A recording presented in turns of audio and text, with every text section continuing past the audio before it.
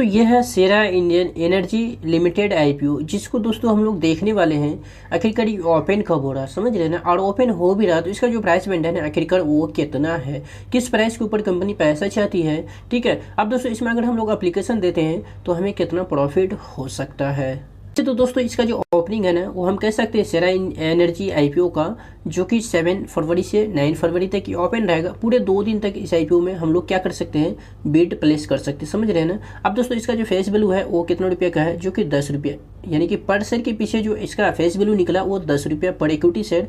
अब दोस्तों इसका जो प्राइस बैंड है, यानी जो पैसा चाहिए ना कंपनी को, वो तो प्राइस बैंड जो डिसाइड करेगी तो वो है 55 से 57। आप चाहे तो 57 या 55 किसी के ऊपर भी बिड प्लेस कर सकते हैं, या फिर कटअप प्राइस। यहाँ पे नंबर ऑफ शेयर कितना आएगा, एक लॉट में 2000 क्वांटिटी। टोटल इशू साइज जो है ना वो 35 करोड़ का इशू साइज मोटा मोटी हमको इसमें ठीक दिख रही है, जो कि आप यहाँ देख रहे हैं। ठीक है, अब दोस्तों यहाँ पे ऑफर फॉर सेल जो है वो ज़्यादा है, देख रहे हैं यहाँ पे 29.23 करोड़ है, और कंपनी को जो पैसा जाएगा वो मात्र 5.97 करोड़। ऑल ओवर देखा जाए तो जो पैसा है ना वो सब कंपनी को नहीं, बल्कि कंपनी के अंदर में जो उसके अंदर कंपनी के अंदर में जो प्रमोटर है या फिर पुराने इन्वेस्टर है ना उनको पैसा जाएगा।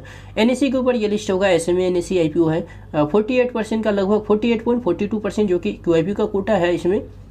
एचएनआई का 15.84% जो कि एचएनआई का हो गया, और रिटेल इन्वेस्टर का जो कि 35.74% हो गया।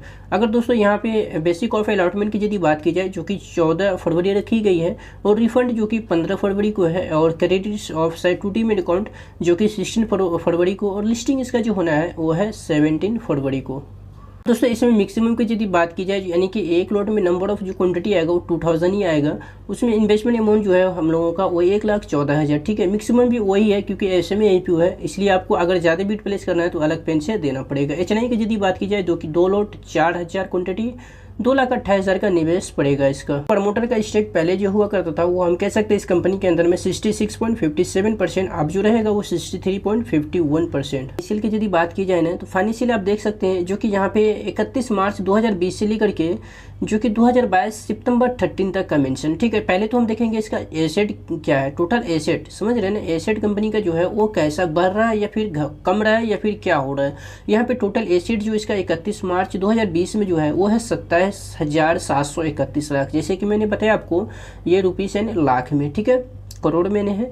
अब दोस्तों यहाँ पे 2021 31 मार्च की यदि बात की जाए तो यहाँ पे आप देख सकते हैं 29,315 लाख, जो कि 2020 की तुलना में 2021 में इंक्रीज हुआ है। टोटल एसेट वही 2022 31 मार्च को जो कि 32,523 लाख, ठीक है, यहाँ भी इंक्रीज हुआ।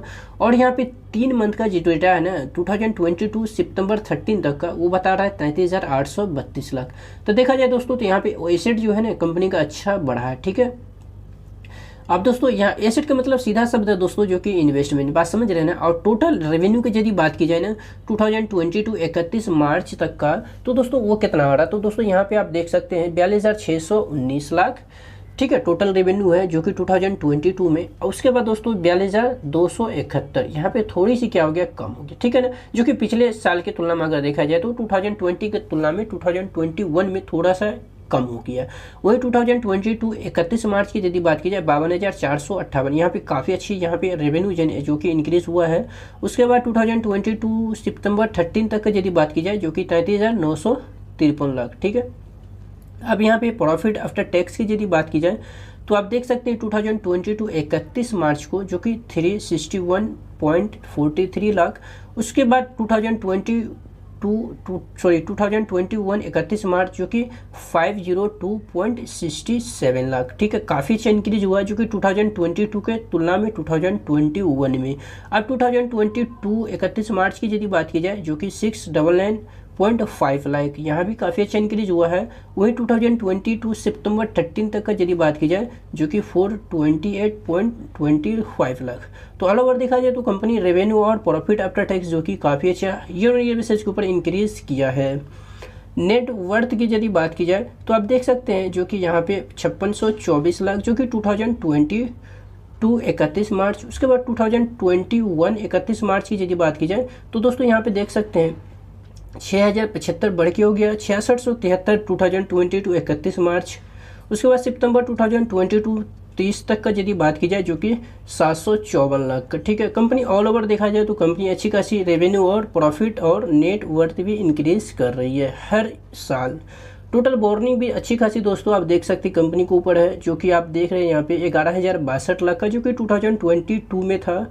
और उसके बाद 2021 में थोड़ा सा घटा है, जो कि 10,542। उसके बाद फिर से बढ़ गया, जो कि 11,812 है।